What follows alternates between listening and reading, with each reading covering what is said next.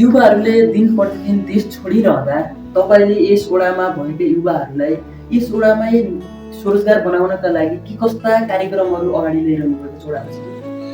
यो असाध्यै महत्त्वपूर्ण प्रश्न गर्नुभएको तपाईँलाई चाहिँ धन्यवाद छ। अहिले यो राष्ट्रिय रूपमै यो कोही चाहिँ निकै युकेतिर जानुपर्ने, कोही अस्ट्रेलियातिर जानुपर्ने, यो चाहिँ निकै फेसनको कुरा। अब हाम्रो यो ग्रामीण भेग भयो, यहाँ आर्थिक विषमता बढी छ, त्यसपछि दलित, महिला, अपाङ्ग, असहाय र त्यसपछि निकै सबैभन्दा कमजोर आर्थिक आय स्रोत भएको चाहिँ निकै हाम्रो दुर्गम क्षेत्र नै हो होइन।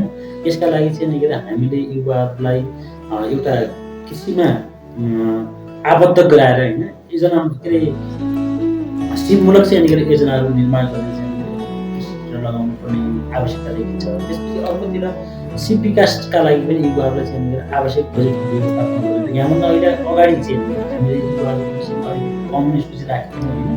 अब आगामी आउने योजनाहरूमा चाहिँ युवा साथीहरूलाई यो ठाउँमै रोजगारी उन्मुख हुने कि रोजगारीतिर चाहिँ उद्योग गर्ने खालको चाहिँ योजना निर्माण गर्नका लागि जस्तै उहाँहरूसँग भएको सिप कलाको आधारबाट रोजगारी व्यवस्थापन गर्नका लागि बजेट विनियोजन गरेर त्यही आधारबाट अगाडि बढ्नुपर्छ जस्तो लाग्छ। जस्तै कोही डकर्मीको कुरा होला, कोही सिकर्मीको कुरा होला, कोही चाहिँ यहाँनिर एउटा इलेक्ट्रोनिसियनको कुरा होला होइन।